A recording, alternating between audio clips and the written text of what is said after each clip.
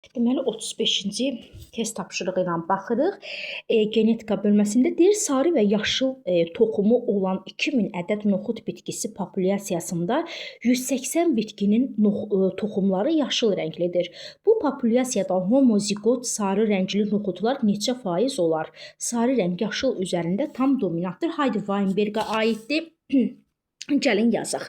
Burada deməli bizə nə deyir? Mən bunu belə qoyum ki, rahat deməli görə bilək. Aha. Deməli sarı və deyir yaşıl toxum olan 2000 ədəd noxud bitkisi var. Nə qədər noxud bitkisi var? Deməli 2000. Deməli noxud bitkisi 180 bitkinin toxumları yaşıl rənglidir. Mən deməli yaşıl 180-dir. Yəni başqa sözlə desək kiçik A, yəni resessiv əlamət 180-dir. Biz bunun rast gəlmə tezliyini tapa bilərik. Rast gəlmə tezliyi necə tapılır? Bax, rast gəlmə tezliyi bərabərdir. Məsələn, bunun rast gəlmə tezliyini tapmaq istəyirəmsə, yaşılın sayını ümumi noxudların sayına böləcəm. 180-i bölürəm 2000-ə. Bu da belə getdi. Deməli 2-yə 9, burada da 100 qalır. Eləyir 0,9. Aha. Bax kiçik A bərabərdir 0,9. Düzdür? Deməli buradan kiçik A-nı tapsam kök altında 0,9 olacaq. Onda kiçik A da bərabər olacaq 0,3. Aha, olacaq deməli 0,3. Kiçik A-nı tapdım.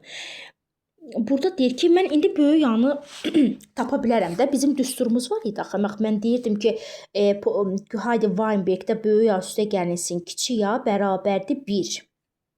Düzdür, kiçik A-mız neçədir bizim? 0,3.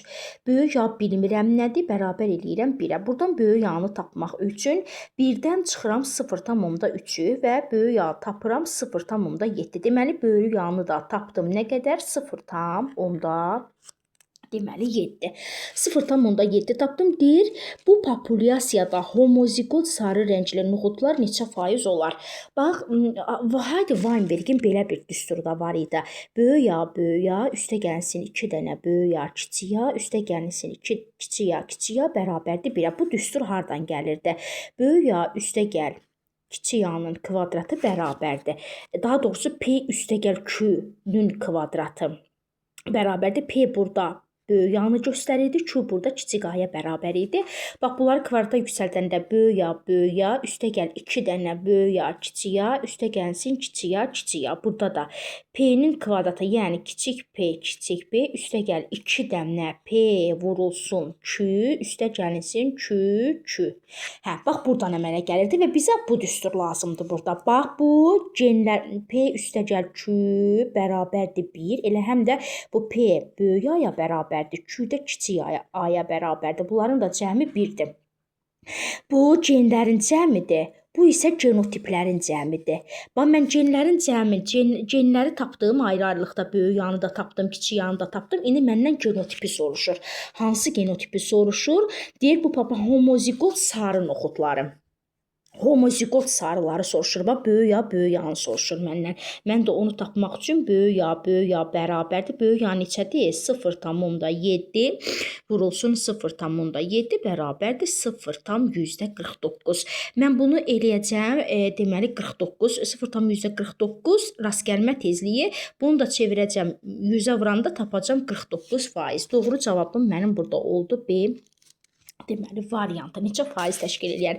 Deməli, biz burada nə etdik? Birinci bizə deyir ki, 2000 ədəd noxud bitkisi var populyasiyada. Mən də onu yazdım və yaşılı bizdən sorur. Deyir, bu populyasiyada 180 bitkinin toxumu yaşıl rənglidir. Yaşılı yazdım 180. Yaşıl resessivdir axı. Deməli, onda kiçik A-mız 180-ə bərabərdir. Mən bunun kiçik A-nın rast gəlmə tezliyini tapmaq üçün ümumi kiçik A-nın sayını, yaşıl noxudların sayını ümumi noxudların sayına böldüm. Tapdım 0,9. Bu kiçik A 0,9-dursa, bəs kiçik A-nın özü tək neçədir? Buradan kök aldım, elədi 0,3. Bizim haydi Weinbergə görə genlərin cəmi düsturumuz var. Dominant gen, resessiv gen cəmi 1-ə bərabərdir. Buradan böyük A-nı tapdım 0,7. Bizdən homozigot sarıları soruşduğuna görə, deməli biz bilirik ki, sarılar 2 dənə formada ola bilər. Biri var heterozigot sarı, bir də var homozigot sarı. Bizdən homozigotu soruşduğuna görə mən də 0,A-nın qiyməti neçə idi? 0,7-ni gətirdim, yerinə qoydum. 0,7 vur 0,7 0,49 və bizdən faizlə soruşduğuna görə 100-ə vurub faizini tapdım 49%. Deməli 39-cu test tapşırığından davam edirik. Deyir, qadın və kişilərin sayının bərabər olduğu ölkədə kişilərin 3%-nin qulağı tüklüdür. Bu xarakteri daşıyan insanlar ölkə əhalisinin hansı hissəsini deyir təşkil edir? Və deyir ki, qadınla kişinin sayı bərabərdir. Əgər bərabər deyirsə, həmişə onu 100% götürəcəyik. Bax, qadını da 100% götürəcəm. Çünki bərabər deyir. Kişini də deməli 100% götürəcəm. 100 götürəcəm. 100 daha doğrusu 100 götürək, 100 götürək. Çünki bərabər deyir. Deyir kişilərin 3%-nin qulağı tüklüdür. Qulaqda tüklülük 3% kişilərin. Deməli 100-dən 3 olacaq da, düzdür? 3%-nin qulağı tüklüdürsə, əgər 100 dənə kişi 100%-dirsə, onda x kişi qulağı tüklü kişinin sayını tapmaq istəyirəm 3%-dir. Burada mənə faizlə verib faizə çevirdim. X da bərabərdir, olacaq 3 cavab. Yəni 3 kişi nədir? Qulağı tüklüdür. 3 kişinin qulağı tüklüdür. Qadınlarda bu xəstəliyə rast gəlinmir. Çünki qulaqda tüklülük Y xromosomu ilə ilişikli keçir. Qadınlarda Y xromosomu olmadığına görə yalnız bu kişilərdə rast gəlinir. Və tapdım ki, 3%-nin qulağı tüklüdürsə, deməli 3 dənə xəstə kişi var. 3 dənə xəstə kişi. Yəni qulaqda tüklülük əlamətinə görə. Əslində qulaqda tüklülük xəstə sayılmır. 3 dənə elə qulağı tüklü kişi. Qulağı tüklü kişi 3 dənədir. Və bizdən nə soruşur? Deyir ki, bu xarakteri daşıyan insanlar ölkə əhalisinin hansı hissəsini təşkil edir? Ölkə əhalisi nə qədər idi? Mən qadını 100, kişini 100 götürmədim, sayları bərabər idi. Deməli bu qadın, bu da kişini 100 götürdüm də. Cəmi ölkə əhalisi deməli 200 olacaq. 3 dənə də xəstə insan varsa 200-də 3 olacaq. Elə bir cavabımız yoxdur. Bir dəqiqə, indi 3-ü yəqin ki 200-ə bölmək üçün bir dəqiqə 200-də 3. Deməli bunu böldük 0,1000-də-15 eləyir. 0,1000-də-15 və onu da belə yaza bilərik də 10.000-də-15. 10.000-də-15. O cavab var burada. Bəli. 10.000-də-15, 1000-də-15 daha doğrusu. 1000-də-15, bu da eləyəcək cavabımız C variantı. Deməli 42-ci test tapşırığına baxırıq. Deyir, orakvari anemiya xəstəliyinə görə daşıyıcı ana ilə daşıyıcı atanın nikahından dünyaya gələcək ilk 3 uşağın. Bir dəqiqə nə soruşur? İlk 3 uşaq, yəni ilk 3 nəsil deməkdir. Onu da qeyd eləyək. Anemiya olmaq ehtimalı neçədir? İndi gəlin baxaq. Burada deməli orakvari anemiya xəstəliyinə görə daşıyıcı deməli böyük ya kiçik ya ana ilə deyir daşıyıcı atanın böyük ya kiçik ya bəli. Daşıyıcı deyir atanın nikahından hər ikisi orakvari anemiya xəstəliyinə görə daşıyıcıdır. Dünyaya gələcək ilk 3 uşağın anemiya olmaq ehtimalı neçədir? İndi bunlardan qamət alarıq. Böyük ya, kiçik ya, bu da verəcək böyük ya, kiçik ya. Bununla bunu çarpazlaşdıranda böyük ya. Deməli, bununla bunu çarpazlaşdıranda böyük ya, kiçik ya. Bununla bu olacaq böyük ya, kiçik ya. Bununla da bu olacaq kiçik ya, kiçik ya. Deməli, bax bunlar bir dəqiqə. Orakvari anemiya, baxın. Orakvari anemiya xəstəliyi autosom dominant yolla keçir. Autosom dominant. Ona görə dominantlar xəstə olacaq. Bunlar daşıyıcı, bu isə sağlam olacaq. Bax, dominantlar olacaq xəstə. Deməli, 4-də neçə ehtimal? Demək 4-də 1 ehtimalımız bizim olacaq xəstə. 4-dən 2 ehtimalımız olacaq daşıyıcı və 4-dən 1 ehtimalımız olacaq sağlam. Sağlam. Yəni ki, burada 4 formadan biri xəstədir. Çünki baxın, biz kiçik yanı autosom resessiv xəstəliklərdə xəstə götürürük. Axı bu xəstəlik oraqvari anemiya autosom dominant yolla keçir. Ona görə də burada dominantlar xəstə olacaq. Heterozigotlar daşıyıcı, kiçik resessivlər isə sağlam olacaq. İndi bizdən burada soruşur ki, ilk 3 uşağın, bax bu birinci nəsildir.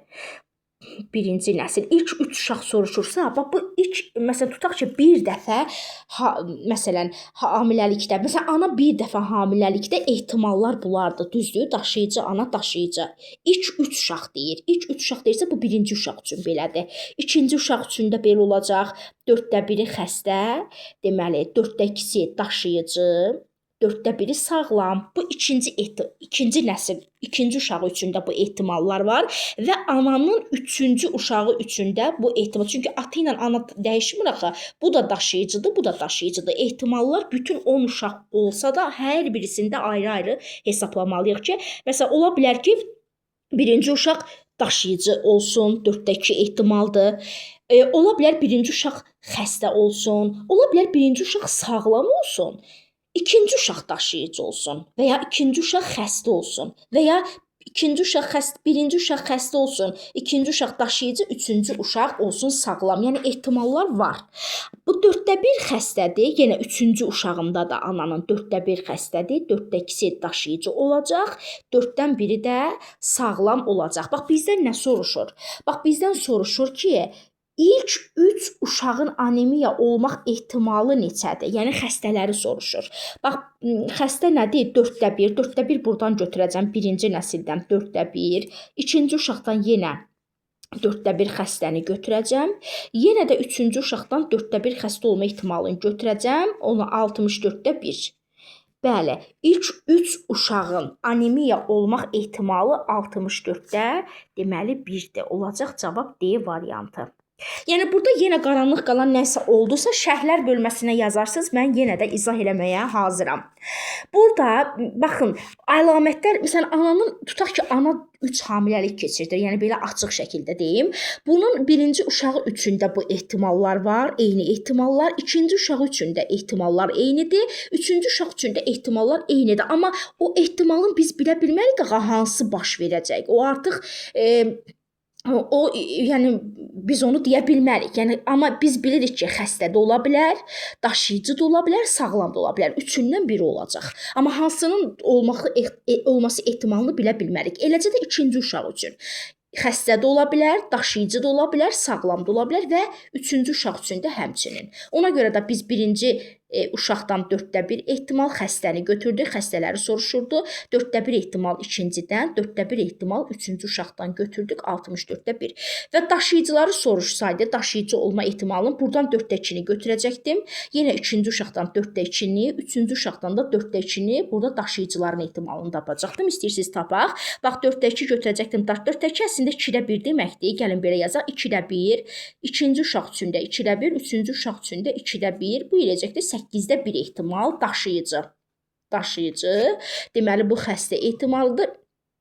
Sağlam ehtimalını da tapaq. Sağlam ehtimalı da elə xəstə ehtimalına bərabərdir. Çünki o da 4də 1-dir. Birinci uşaq üçün də 4də 1-dir. İkinci uşaq üçün də 4də 1-dir. Üçüncü uşaq üçün də 4də 1-dir. Və bu eləyir 64də 1 sağlam.